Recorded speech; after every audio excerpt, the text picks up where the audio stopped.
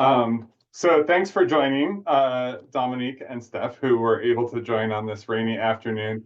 The purpose of this session was just to follow up with teachers who are using the California Atlas in their classroom, teachers who may have gotten professional learning in a variety of different formats, shorter or longer workshops. Some folks took the online course that we're offering through USD, which gives you a little bit more time to engage with the Atlas. But we've done workshops as short as an hour and a half. And so we thought it was a good idea, given that this is a much more condensed format than we've used in the past, that we would offer some follow-up sessions like this for teachers. Once you've gotten the atlases unpacked and in your classroom, and maybe you've done some initial activities, and then you have questions or you're wondering what other resources are available, this is a session that we plan just for that. So we'll be offering these intermittently, certainly when we have new resources to share, but just also to try and create a point of connection, as we'd like to think of the Atlas users around the state as a bit of a learning community that we can engage and keep communication with over time. So for today's session agenda, we don't have a whole lot that we're looking to accomplish. Three basic things. One is to take any questions people have about the Atlas and or California geography. This is the Ask a Geographer opportunity. If something's come up or your students have asked questions that you didn't know how you should respond to, this is an opportunity. Of course, you can email me or Steph at any time and ask us questions as you're working with the Atlas. The second thing I thought we'd do with the time today is just to go through what's available on the CGA website, what we've created to go along with the Atlas.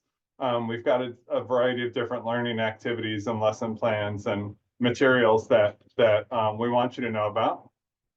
And then the third thing, which is a participatory activity, again, is just to let you know that we're interested in crowdsourcing lesson plans and learning activities. We only have so much time and resource to get the things done that we think are useful for teachers, but we know teachers are also really skilled curriculum developers, and with their understanding of what their students are interested in and need to learn, they create some great stuff that if teachers would like to share that with us, we would be happy to share it with other folks around the state.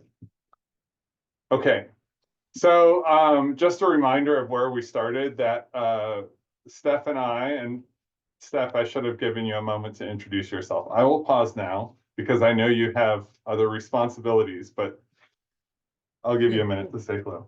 Well, hi, Dominique. Since I didn't get a chance to meet you back in the full day training that you did, I am Steph. I go by Steph Butel-Maxon. I am a teacher leader with the California Global Education Project.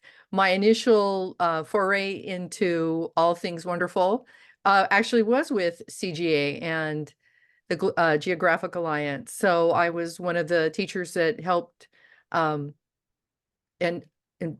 create a couple of the lessons and the activities that are going in with the Atlas, and that is who I am. But most of my work now is with picture books and global book bags. But with my history in the Atlas, I am here to assist. Excellent. Thanks, Steph. And so Steph has this longer history working with the Atlas than I do, so she's qualified in that area. And as we've been working since the Atlas got fully updated in 2021, I've been really lucky to have Steph's help in designing our professional learning programs to fit the times and the formats that we have access to. And so she's a resource going forward in thinking about how to use the Atlas in the classroom. And so again, where we started was just some simple objectives. One, we had this really nicely designed Atlas. We had resources to update and print. another batch of 5,000 copies. And so we were in a hurry to get those atlases out to classrooms and get students working with them. And we wanted to help the teachers who were going to have the atlases in their classroom to really leverage the value of the resource in developing their students' disciplinary knowledge and skills, information literacy, and really their spirit of exploration. So we with this basic understanding that every fourth grade teacher is tasked with addressing geography as part of the history social science standards and following the newer history social science framework. We thought we had something that could help them do that. And we really felt like the Atlas could be integrated with whatever resources teachers were using already as an add-on complement. So we also, in our workshops this last year, and this is maybe something different than Dominique would have heard, really emphasized a way of thinking about geography that hopefully kind of shakes out of people's heads the idea that geography is just about studying maps.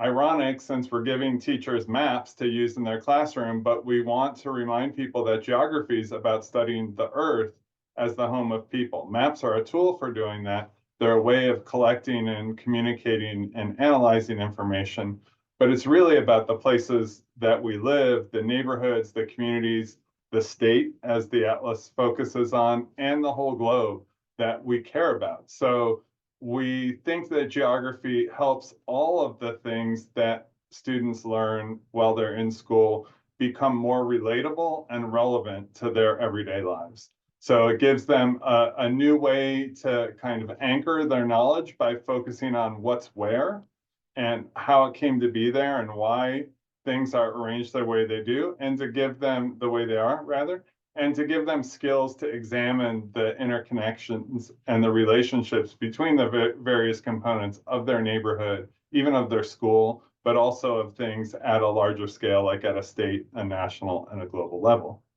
So, and we see geography as part of history social science with so much of how the Atlas is designed kind of anchored in the specific fourth grade content standards, but also really aligned with the analysis skills and the shifts in instructional practice that were emphasized in the framework. But we don't see geography as exclusively relevant within history social science. We also look at the next generation science standards and see a lot of what's called out there as very much aligned with what geography does in terms of the practices, the alignment with core ideas, and the cross-cutting concepts. So I'm not going to go into too much detail, but just to say, we really see geography as a connector of all the different subjects that students are studying. It's not just one more subject. So before I get into the show and tell, this was a time to allow attendees to answer two questions, maybe just in your head, but also if there's something you want to share, I'm right here to answer questions that you might have about the Atlas or about California geography. And I'm also certainly interested to hear if you have simple stories you would want to tell about how you've been able to integrate the use of the Atlas in your class. So not to put pressure on you, Dominique, you don't have to have questions at this point, and you can ask them later on if they come up, but I'll take a minute in case you have a question. In the original set, they had these wonderful transparencies that you could layer. So if you wanted to look at population or the missions, or I think they even had like indigenous people regions. Mm-hmm. Does this series have that? I didn't notice it when I was flipping through. Yes, it does. So the transparency that shows what it is it's a county outline transparency that can be laid on top of most of the maps. I won't say every map because some of the pages have maps at different scales, but most of the maps, like the cover that you're seeing right here, are at a standard scale. And what that overlay hopefully helps readers to do is to focus on their local area of interest and also to get some orientation to what they're looking at. So if you're looking at, for example, the territories of Native American tribes in 1770, you're not going to see the modern county outlines on that map. So you can put the overlay there and then see, oh, in my county, that which is most relevant to me, here's what was happening. And to kind of use that as a lens for focusing in on what's local and perhaps most relevant.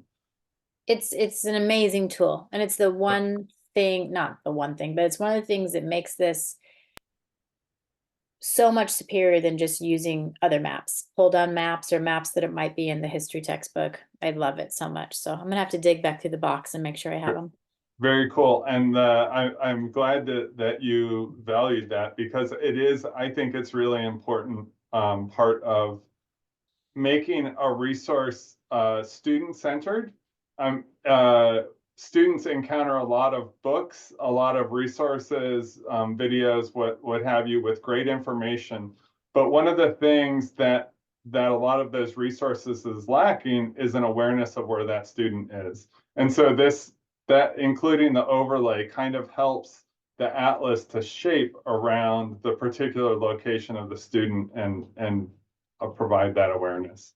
And for the little kids, especially, that spatial reasoning is not always there. So that's even more essential. I love it so much. And the digital version, the PDF copies, which so I'm hoping to create a lot more demand for the atlas than the 5,000 printed copies will fill. And so the fallback is that anybody, any day, can go on the website and get the PDF versions. And if you download the PDF pages, which one nice part is they come one page at a time, students could draw or write directly on them, do analysis, but they also, in Adobe Acrobat, you can turn on or off that overlay layer. So even if you're using the digital copy, it works the same way. Well, that's fantastic. Speaking of 5,000 copies, do you have any left? Yes, and we so I was trying to confirm right before we started this session. There is another session planned, a workshop planned for May 4th at Cal State Long Beach.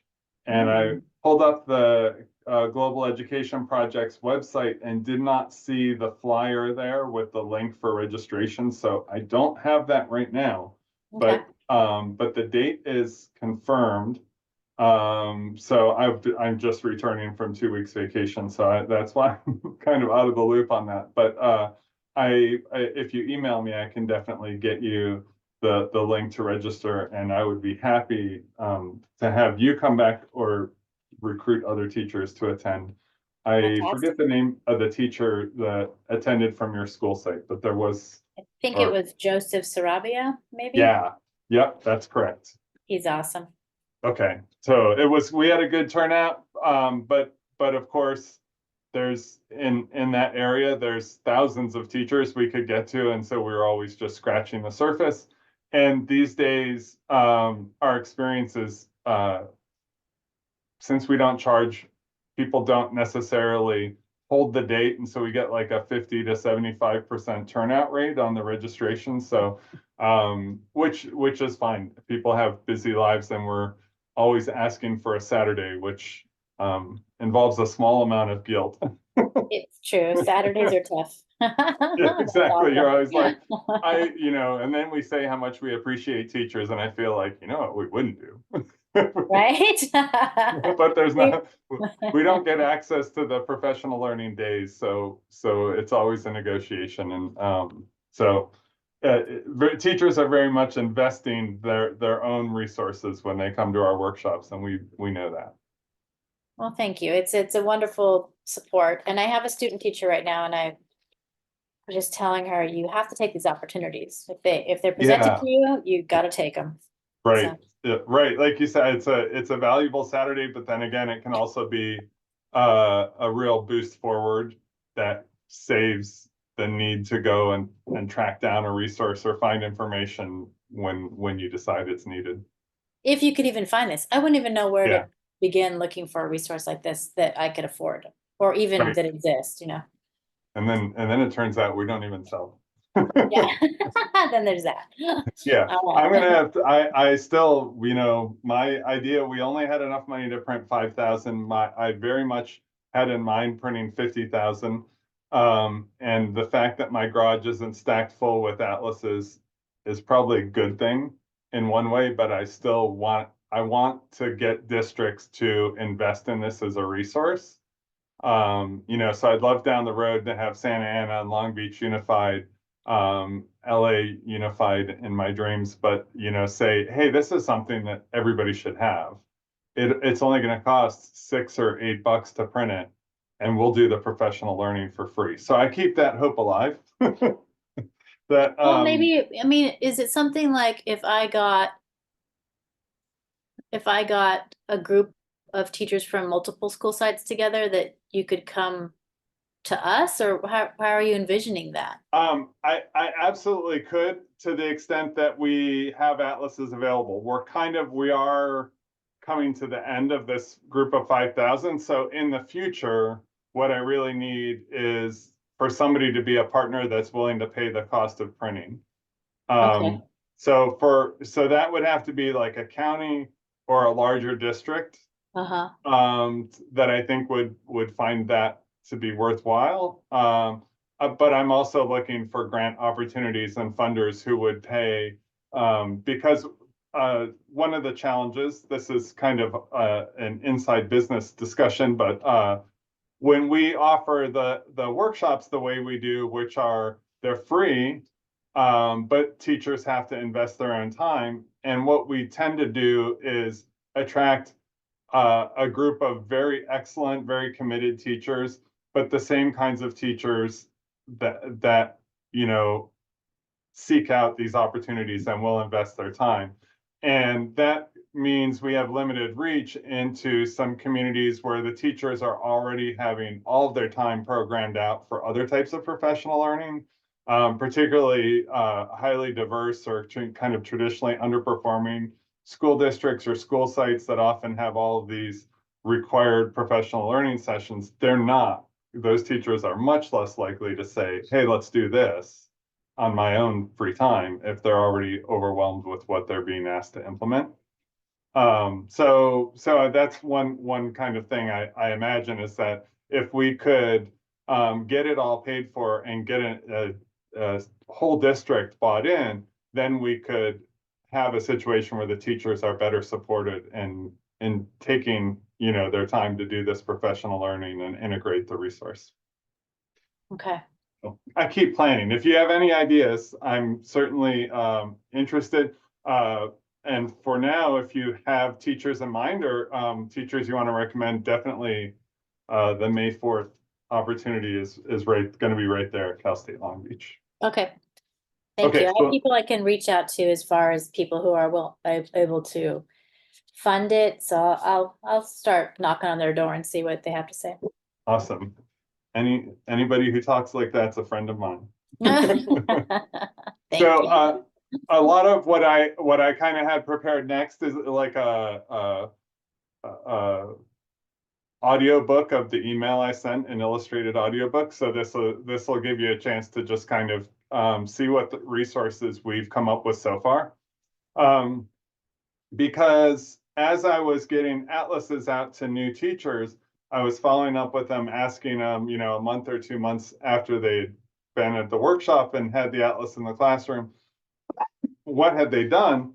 And, a lot of teachers, to their credit, were pretty honest in saying, I haven't done anything yet. I haven't figured out what to do with the atlases. And so I wanted to lower the bar of the planning that would be required of a teacher to start implementing the atlases in some way. And we had some lesson plans that were kind of longer form, traditional lesson plans, multi-day. And I know those take time for teachers to familiarize themselves with, and then also they require time to implement. So the first thing I kind of came up with was these geographers notebook, I'm calling them worksheets.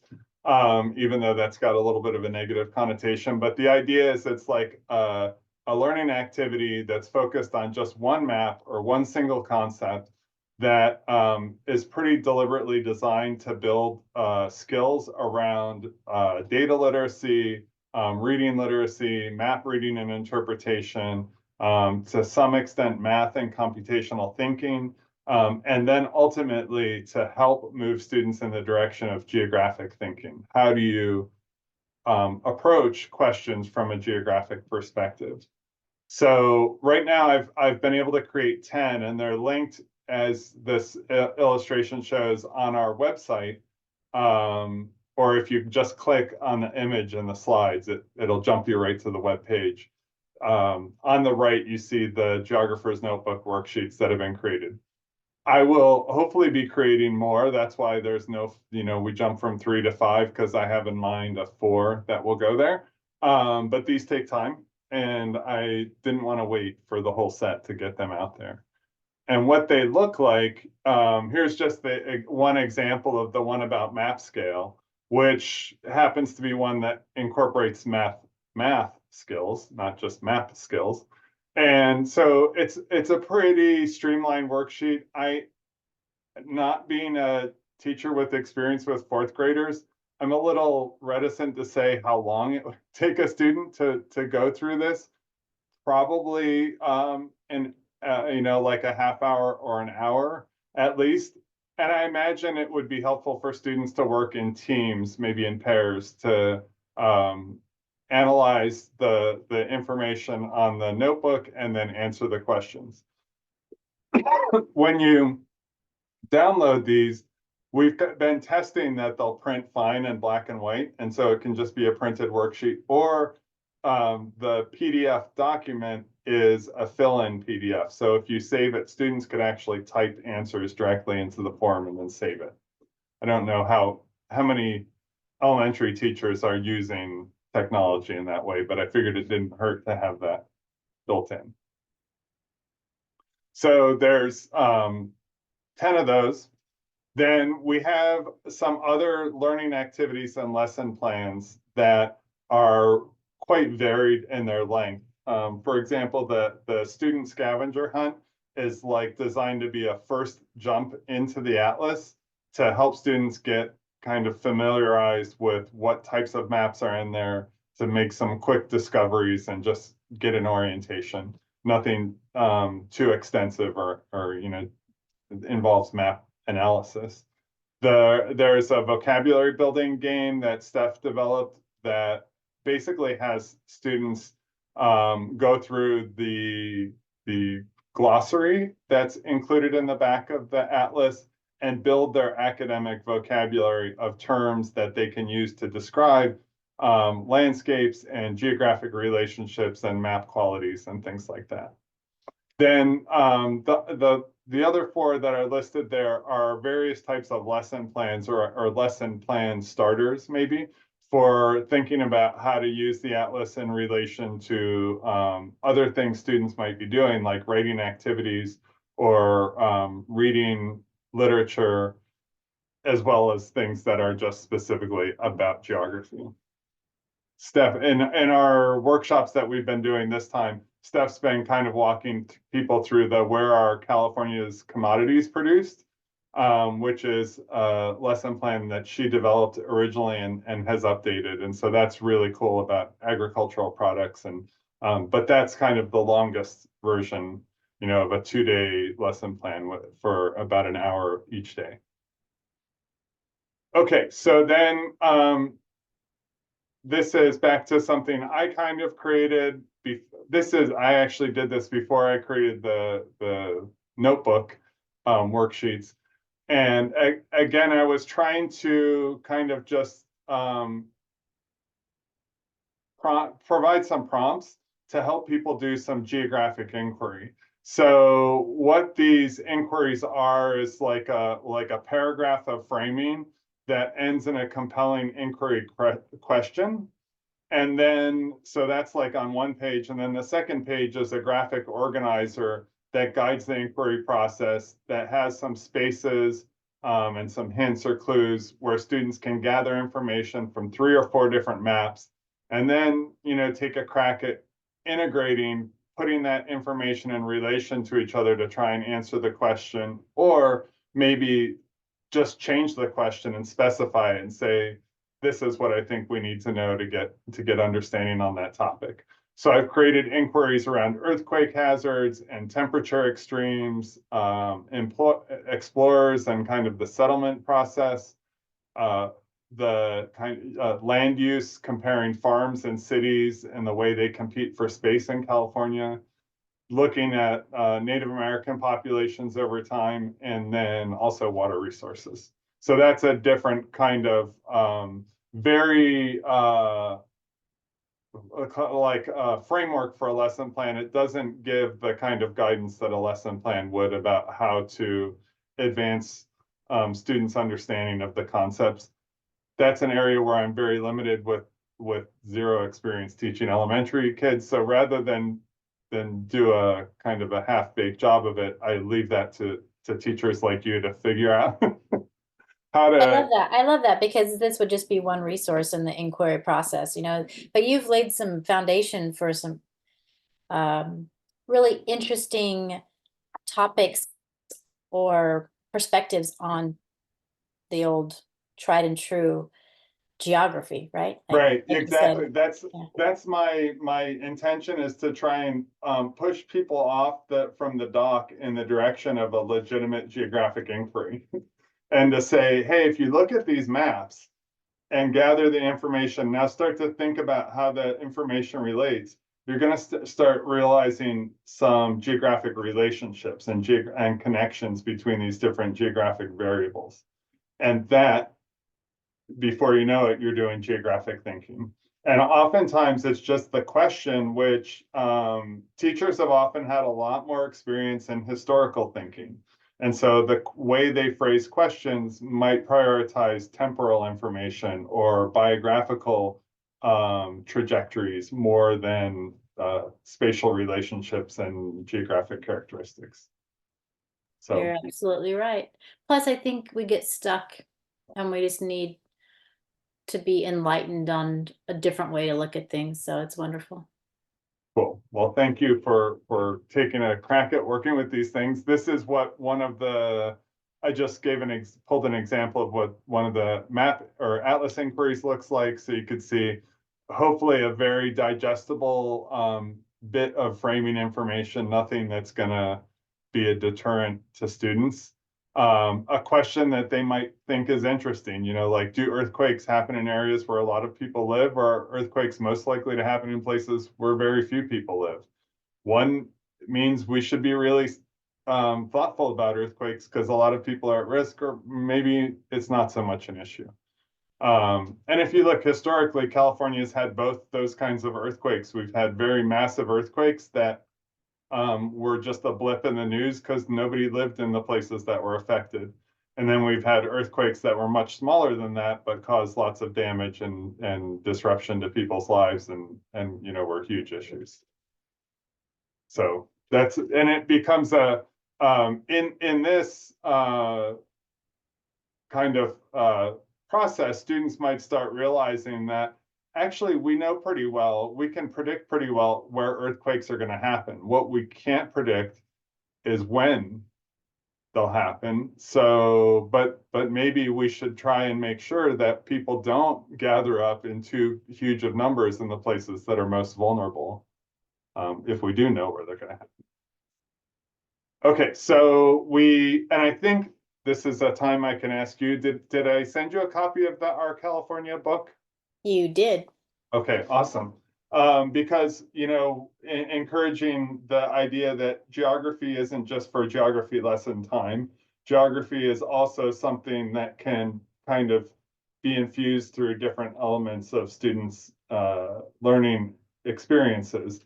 So when students are reading, they're often going to be motivated to read because of what they can learn about places that they haven't been yet, or places that they're curious about. So we wanted people to have that book as a jumping off point for just a real simple interest in exploration and what's around you, and you know, kind of taking account for the different places that are in our state, and then, you know, beyond that. And so we, in addition to providing the book, I developed a story map. And so that's the last kind of resource I wanted to, or one of the last resources, I guess, is these story maps, which in some ways, I think kind of technologize the geographic experience of using a map. So this might be novel to students in some ways. It might be engaging in ways that the atlas isn't.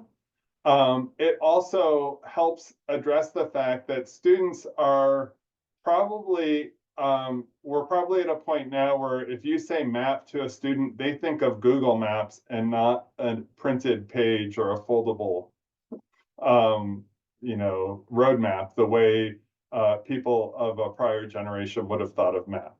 So they might wonder why we're trying to teach with maps that are printed and are not zoomable, not updatable, not flexible in the way that digital maps that they encounter are. So a story map helps do that. And this story map just goes through the book content and then allows in each case for the students to zoom around on the map and see, well, what is in each stop along the map in Palm Springs or in Monterey, and for them to use a live digital map to explore a little bit more about the places that are discussed in the book. And then our current poet laureate in the state has a poem that he wrote called My California. It's definitely a little bit adult content to be shared directly with students, but the project where he's encouraging Californians to write poetry about what California means to them or what's important about California. And I feel like that's a great thing that students could you know, kind of say, hey, this Our California book leaves out my area or my place that I would add, and maybe to make a page for the book, or to even submit a poem that they come up with to this contest. So we included that link in there. But also the story maps, and I've only created 3 that are linked directly to the atlas. So there's many more that we've created, but these ones are kind of extensions of the atlas content. So for example, we have the mission map that is obviously a high interest topic, and people see the mission map and the Camino Real connecting all of the missions. A lot of people know about the fact that the missions were meant to be built roughly 1 day's travel apart to make possible the movement of people up and down the territory of California. And immediately people will tend to make an assumption about the way that missions were built that's not only incorrect, but it confuses what missions do. So a lot of people know San Diego is the first mission built in Alta California. And when I ask the question, almost everybody believes the next mission north will have been the second mission built. Because that was the point, right? We're building this string of missions one by one that will ultimately be 1 day apart. So each one must be the next one down the road, must be the next one built. But that's actually a terrible strategy for the missions, because they're trying to help this imperial power of Spain hold territory. So after you build the first mission, the place you want to build the second mission is as far away from the first one as you possibly can, because your goal is to use these missions to lay claim to territory. And so what you see in a timeline is that the missions are built far apart, and then the gaps are split in half with new mission constructions. So it's the exact opposite of what most people think, that the next one built would be the next closest one. It's really, they're built in kind of a hopscotch type order to hopefully accelerate and solidify the claim that Spain was making to this New World territory. So you can get this kind of very different understanding. And then I created, so there's the one there linked that's in connection with the book. Let me see if I can pull up this other one. I got a little bit excited, and when I started doing this one about capitals and capital buildings and county seats, it really got very interesting. And so, first of all, it helps students learn the difference between a capital building and a capital city. It helps students think about what's the function of a capital city. So, and to see that in our case, the capital of California is something that is not quite as permanent as what we might think a capital is. And it turns out the US Capitol, I don't know if a lot of people know how many different cities served as the United States Capitol, but this is a story map that walks you through all the different places that were the United States Capitol. Turns out that the Congress was basically just running away from the British a lot. And then subsequently, they were running away from the Revolutionary War soldiers who were wanting their payment, and Congress couldn't pay them. So they decided to hide in New Jersey. That's so and then funny. you get down to California, and I kind of knew most of that about the US Capitol, but I didn't know the California Capitol had also been moved all around, from Monterey to San Jose to Vallejo to Benicia, of all places, Sacramento, then out of Sacramento to San Francisco, and then back to Sacramento. So it helps students to see all this. And then because you like the overlay, I wanted to point out that I thought, well, can't leave it there, because students should know that wherever they're located in the state, they've got their own little local capital that's a county seat. That's the seat of county government, where county government is being done. So I've got a map where they can find the county seat there, and then reflect on some questions, about what do they know about their local county seat. So those story maps hopefully are just a different way for students to engage with the kind of format of a map. But also, I think geospatial technology in general, online maps, satellite images, they can help students to become more mobile, in the sense that it's like they have their own transporter and they can go look at places that they can't get to on their own. So it helps transform the classroom from a place that's kind of predictable and the same environment over and over again, to a place that gives students access to like a teleportation machine, where they can go and look at other things and start to have like a real sense of what's there. Okay. I agree. And I use maps constantly, and it really does create this layer of understanding that you can't describe. So I like your analogy that it transports them like Yeah. a travel machine. One of my dreams is that we would rebrand all elementary schools as community observatories. Like kind of like the space station is this platform for studying and learning about space. I don't think there's enough institutional support for keeping the stories of communities at a local level, which is the stuff that people really care about. And so I think elementary schools should like take that on and like, celebrate the community's diversity, the community's history, the landmarks, the environmental changes, speak up when something is happening that maybe people aren't noticing, and be the kind of reporter on the community at a very local level, because that would be really empowering to the students and give them a role in the community. So toward that end, because I do have that level of ambition, during COVID, I was stuck here in my home office, which it's turned out that even when I'm not stuck here, I find it quite cozy. So I'm still here. But the state was implementing and adopting its environmental literacy policy, which said that all students in California will graduate from high school with environmental literacy. And frankly, I thought to myself, that's a big claim from a place that's not even making sure they're teaching geography to all students. I think by environmental literacy, they would have to hinge that on some geographic knowledge. And so I just thought, well, rather than complain, why don't I create a resource that illustrates what I'm talking about?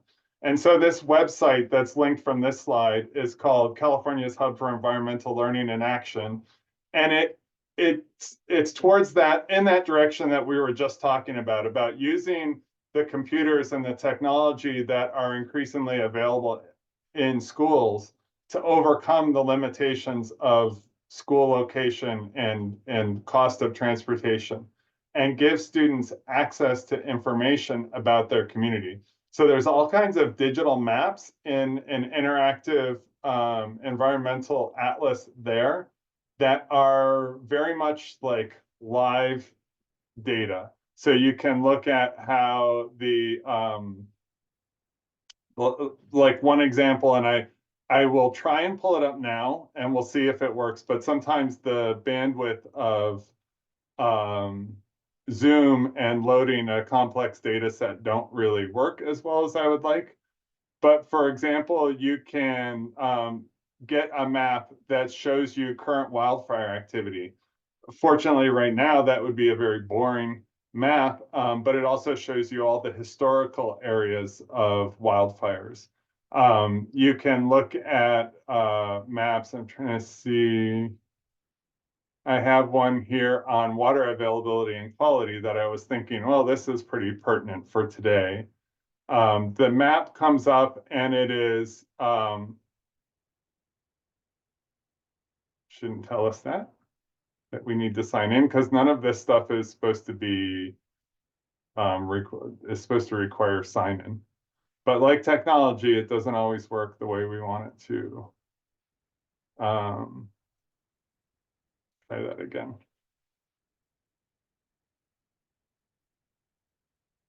Well, for purposes of demonstration, let's see if I can get it to load. If this map were to load, and it might just be a bandwidth issue, it's got like 5 layers on it, one of which is a tool, a map layer that's used to predict water resource availability.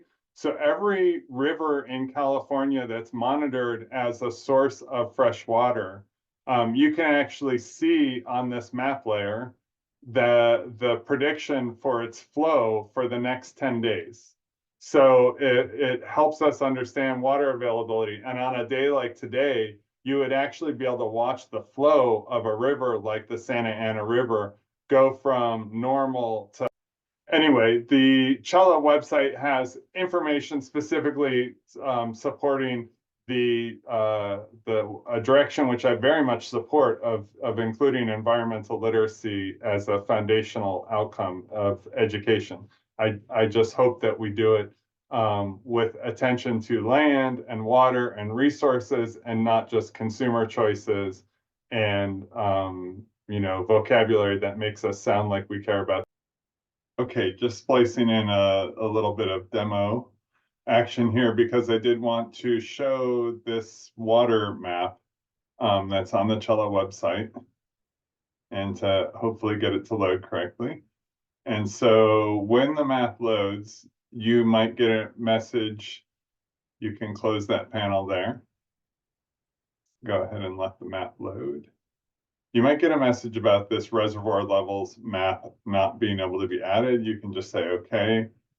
After that, then you click in the upper corner here, looks like layer cake, and you get the list of the 4 other layers that are still included in this map. That one is no longer available at the same location, so it's not being pulled into this map. These are all public data sets that are maintained by another agency, so I'm dependent on them to make those available. What is here, though, you can see, for example, the current drought monitor. This is updated on a weekly basis and shows the status of drought conditions in the United States. You can see it doesn't just cover California, it covers the whole United States. A couple of years ago, if we'd have pulled this up, the California land would be glowing in tones of orange and red, because we had a really serious drought crisis that was decades old. Now, after 2 or 3 years of above normal precipitation, we have only minimal areas affected by any kinds of drought conditions. And if we pull open the menu here, we see that that's just abnormally dry. It's not even moderate drought conditions that are present in California. So I can turn that layer off and collapse it. And I can go down here and look at the flow forecast for what's called the National Water Model. And if I turn that layer on, this one brings in another constantly updated data set. And it's going to take it a minute to draw because of the amount of data. And you'll see in a minute what's going to happen is all of the rivers in California and throughout the United States that are used and monitored as sources of drinking water are going to come up with information from flow monitors along those rivers telling us how much water is flowing down the rivers. So now that you can see the rivers, it's not every river in California. Some are not controlled and utilized as resources. You can see the concentration of rivers in the north and also some rivers in the south. The fatter the line for the river, the more water is flowing. So you can see the Sacramento River is by far the largest, but there's also some rivers here in Northern California, like the Klamath River, currently flowing at nearly 40,000 cubic feet per second. That's about 5,000 cubic feet per second more than normal. So about an eighth above its normal flow due to current conditions. Remember that the flow you see in certain sections of a river can be based not just on the rainfall, but on what's happening with dams and reservoirs along that river system that control the floods. So we can look at the Eel River here flowing at 59,000 cubic feet per second. That's 37,000 more cubic feet per second than normal. That means more than double the normal flow of that river. Go upriver on the Eel, again, further from the coast, and you can see we still have double, just about double the normal flow happening, although it's less upstream. Over here on the Sacramento River, you're going to see the total amounts are much higher. The deviation from flow might be lower or as a percentage. In some cases, if the rain is being held back in reservoirs to store water. Right now, probably rain is being released to maintain space in the reservoirs for later subsequent storms and eventually spring rain melt. And if you go to the south here, similarly, smaller river systems, but similar data is available. Even here in San Diego, near where I live, I can check on the Sweetwater River and the flow level there, or I can check on the Santa Ana River in Orange County, or the Los Angeles Rivers systems here in northern Los Angeles here, or the San Gabriel River. So, okay, so that's kind of a cool tool. Just wanted to give a real live demo of how you could take something that's happening right now, extreme weather, lots of flooding, and see how geospatial technology lets you monitor and collect data about what's actually happening.